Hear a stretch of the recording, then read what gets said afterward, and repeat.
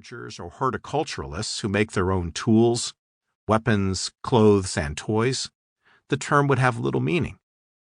In the same way, people in the small-scale societies in which we evolved generally have no specific term for what we call politics or religion.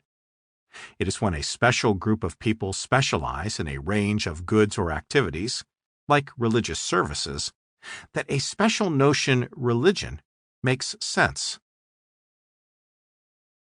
Religions win battles, lose the war. It would be wrong to suggest that each form of religious activity simply replaced the previous ones. But the emergence of religious organizations did not result in the elimination of ancestor worship, mystical cults, or shamanistic practices.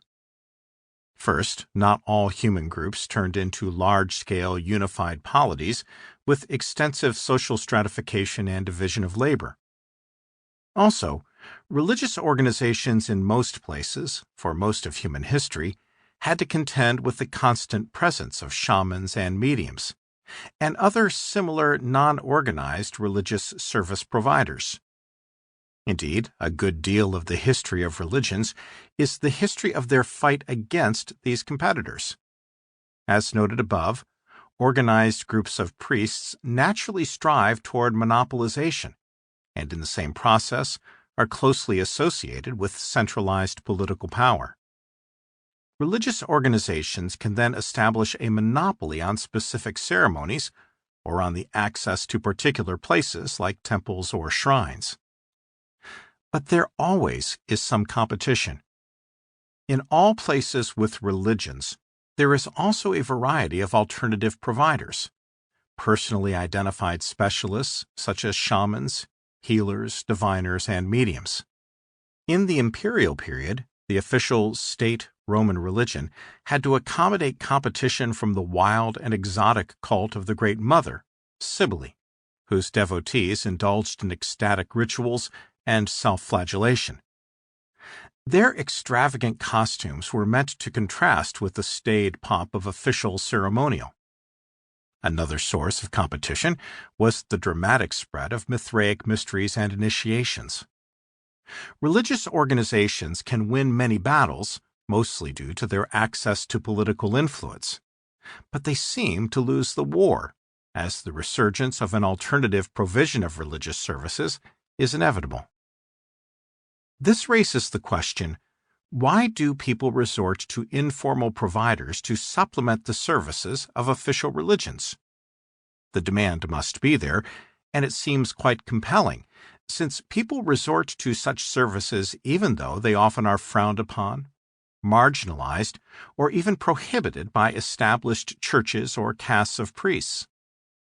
It seems that informal shamans, mediums, and healers respond better than religious organizations to a very specific demand that religious organizations do not meet. One possible explanation, proposed by Harvey Whitehouse, lies in the contrast between doctrinal and imagistic practices.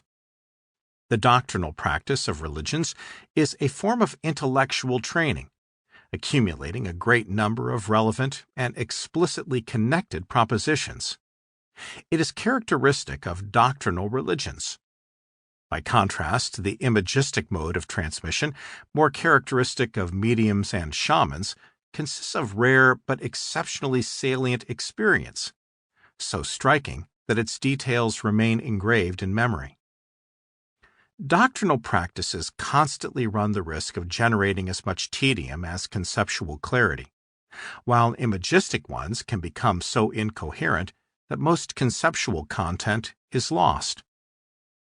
In his ethnographic study of Melanesian religious movements, Whitehouse showed that a shift toward a more doctrinal organization, with lessons, commandments, catechisms, and so forth, paved the way for imagistic revivals, with highly salient but conceptually ambiguous experiences.